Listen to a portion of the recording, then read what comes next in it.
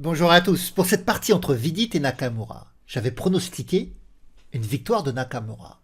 On va voir si je lui ai porté chance ou plutôt malchance, comme on a vu dans les différents derniers pronostics que j'ai pu faire. Je porte la poisse, un chat noir. C'est toujours le contraire de ce qui se passe. Alors on va regarder. Vidit a les blancs et il ouvre avec le pion roi. Il joue E4. Alors les noirs répondent par E5, cavalier F3, cavalier C6, fou C4, le fou pointe en direction du pion en F7, et les noirs jouent cavalier F6, la défense des deux cavaliers. Alors dans la position, ici, Vidit choisit de défendre le pion E4 avec la poussée D3. Et là, Nakamura joue H6. Il avait déjà joué un système comme ça dans ce tournoi des candidats avec les pions D6 et H6 sans sortir le fou en F8. Et il va reproduire ce même système. Donc il joue H6, C3, donc le pion C3 peut soutenir la poussée B4, et les noirs jouent D6. Voilà, son système finalement, ça n'a pas l'air si ambitieux que ça. C'est très solide, c'est vrai, mais ça n'a pas l'air si ambitieux que ça. Et pourtant, on va avoir une petite surprise dans cette partie. Alors, ici, Vidit fait le petit roc. Et là, les noirs, ils vont se servir du pion H6. Alors, on pouvait penser que le pion H6 était pour lutter contre le coup cavalier G5 qui attaque F7 ou le coup fou G5, c'est vrai. Ça lutte contre ces coups-là.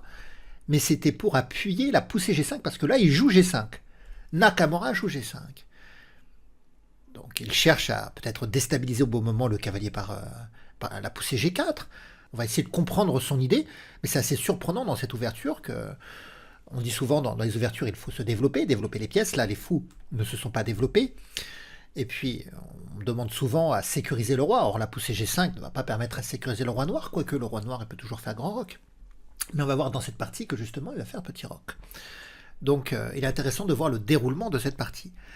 Ici, Vidit ne joue pas D4. Il va d'abord jouer cavalier D2. Alors, il faut protéger E4 aussi, parce que vous voyez que le cavalier attaque E4. Donc, si le pion D s'en va au combat, il peut y avoir des problèmes sur le pion E4. Fou G7. Là, il y a eu fou B3 de jouer. Bon. On va voir dans la partie que Vidit, en réalité, il cherche à libérer la case C4 pour son cavalier. Peut-être avec des manœuvres, cavalier C4, cavalier E3, pour lorgner sur les cases D5 et F5. A noter que si les blancs jouent pouce D4 maintenant, le pion D4 est attaqué 2 fois, défendu 2 fois, mais les noirs ont le coup G4 qui justement chasserait le cavalier de la défense de D4. C'est pour ça qu'on n'a pas de D4, alors on a fou B3 dans la partie. Les noirs jouent A5, A4, ça stabilise un peu l'espace à l'aile dame. Petit roc, cavalier C4, on en avait parlé de ce coup. Fou E6, la tour se place sur la colonne E, pareil pour les noirs. H3 est joué, Dame D7. Alors sur Dame D7, il faut se méfier des sacrifices en H3. Mais là, ça n'a pas l'air de marcher. D'ailleurs, Vidit joue fou D2, donc ils ne s'en préoccupent pas. Si les noirs faisaient fou prend H3, ils ne l'ont pas fait dans la partie. Mais si les noirs font fou prend H3, puis on prend, Dame prend, la Dame s'approche, c'est vrai, mais les blancs, ils peuvent jouer tout simplement cavalier H2. Ils s'opposent à l'arrivée du cavalier noir, et surtout, le cavalier en H2 peut soutenir l'arrivée de la Dame défensivement en F3. Finalement, les noirs ont sacrifié une pièce, un fou de case blanche contre 2 pions, mais sans parvenir réellement à créer une attaque contre le roi blanc. Donc dans la position, les noirs ont plutôt joué tour D8. La Dame C2, alors c'est vrai que maintenant la Dame pourrait plus revenir aussi rapidement en défense. Donc fou prend H3 arriverait dans des meilleures conditions. Vous voyez, fou prend, pion prend, Dame prend, mais toujours cavalier H2. Et en réalité, l'attaque noire sur le roi blanc n'existe pas réellement. Alors, c'est dans des meilleures conditions que précédemment, quand la dame était en D1, qu'elle pouvait venir en F3 défensivement, mais c'est quand même toujours insuffisant pour les noirs. C'est pour ça que dans la position, B6 a été joué. Le fou est venu en A2, cavalier H5, le cavalier vient en E3. Alors là, il y a un échange. Il y a fou prend A2, tour prend A2, et les noirs jouent cavalier E7. Alors, on peut remarquer que c'est assez rampant pour l'instant, cette partie. On est dans le milieu de jeu là. Bon, on a eu un échange de fous, de case blanche. Pas d'échange encore structurel. Et beaucoup de manœuvres à l'intérieur de la structure de pion. Là, enfin, les blancs jouent des 4. Et le centre va s'ouvrir. Là, on va avoir des transformations, finalement, de la position, des transformations de la structure de pion. Pion prend, Les noirs tapent le centre par D5, mais les blancs contre-poussent par E5. On peut observer maintenant l'apparition de majorité des deux côtés. Les blancs, si on regarde le flanc droit de l'échiquier, ils ont 4 pions contre 3, donc une majorité de pions à l'aile roi. Et les noirs ont une majorité de 4 pions contre 3 sur le flanc gauche de l'échiquier, plutôt vers l'aile dame.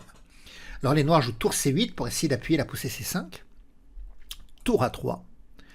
C5, donc prise en C5, tour prend C5, la dame se décale en D1 avec en ligne de mire le cavalier, qui n'est pas protégé, donc le cavalier vient en F4. Et là, B4. Et ce coup B4 va commencer à déstabiliser Nakamura, ce coup B4. Il va reculer en C8, ce qui va provoquer la perte du pion en A5, parce que les blancs attaquent 2 fois, et donc la création d'un pion passé A pour les blancs. Si les noirs avaient pris, fou reprend, attaque la tour, par exemple la tour recule, qu'est-ce qui gênait Nakamura? Bien, ce qui le gênait certainement, c'est l'échange du fou de case noire contre le cavalier.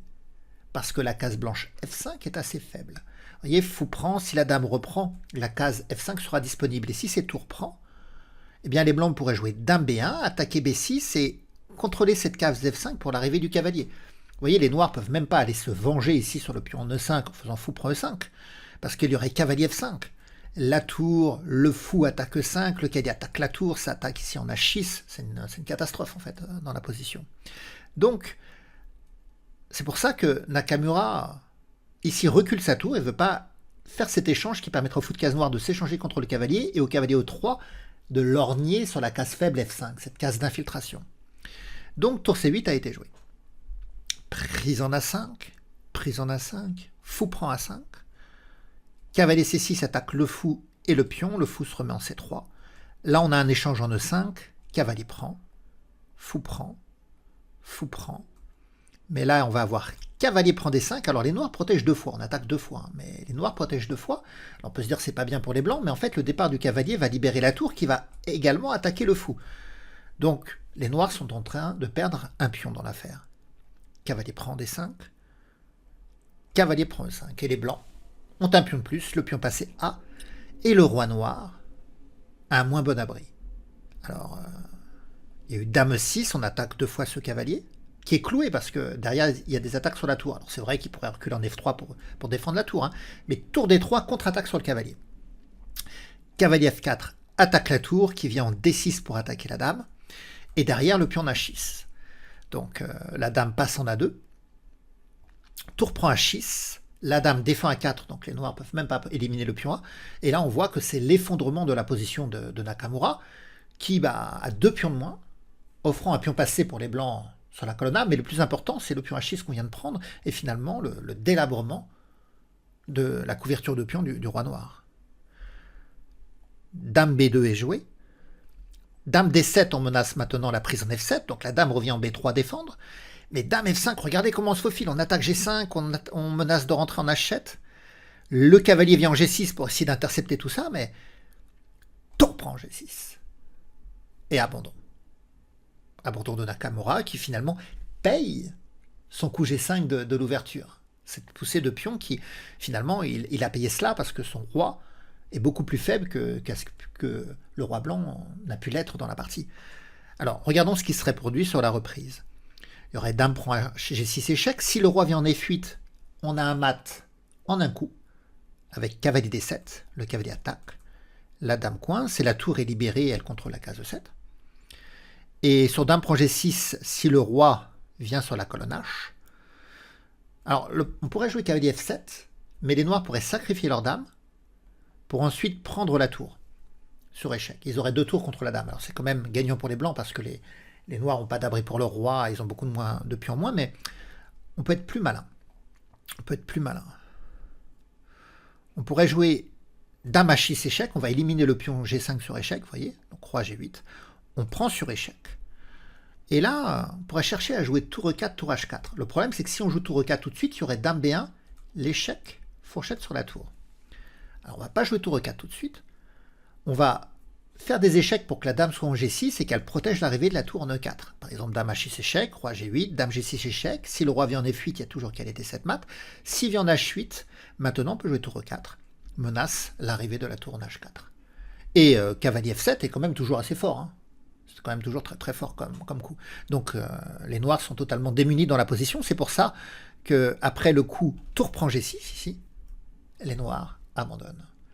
Donc voilà, je suis un chat noir pour à chaque fois que je fais les pronostics. Celui que je prévois gagnant perd. Nakamura, qui avait gagné la veille, je le sentais chaud, je le mets gagnant et c'est une catastrophe. Alors regardons maintenant le classement. Alors le classement à l'issue de cette ronde 9 du tournoi des candidats. Nepomniachtchi et Gukesh en tête avec 5,5 points, Praggnanandhaa 5 points, Caruana Nakamura Vidit 4,5 points, le français Firouzja 3,5 et Abbasov toujours seul dernier avec 3 points. Maintenant les pronostics. Mes pronostics pour la ronde 10. Alors Nakamura, Abbasov. Bon, je vais quand même mettre Nakamura vainqueur.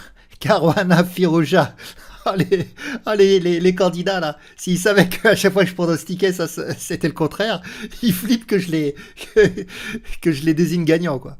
Fabiano Caruana, Firouzja, allez, je vais faire un nul. La seule victoire de Firouzja, c'est quand j'avais pronostiqué un nul pour lui. Donc Nepomniachtchi, Gukesh, allez, je vais faire un nul. Praggnanandhaa, Vidit, et allez, je vais faire un nul, je vais être sage. Enregistrer les pronostics. Voilà, vous pouvez me laisser des pouces, des commentaires, partager la vidéo, me soutenir. Et on se retrouve bientôt pour la suite de ce tournoi des candidats. Au revoir à tous!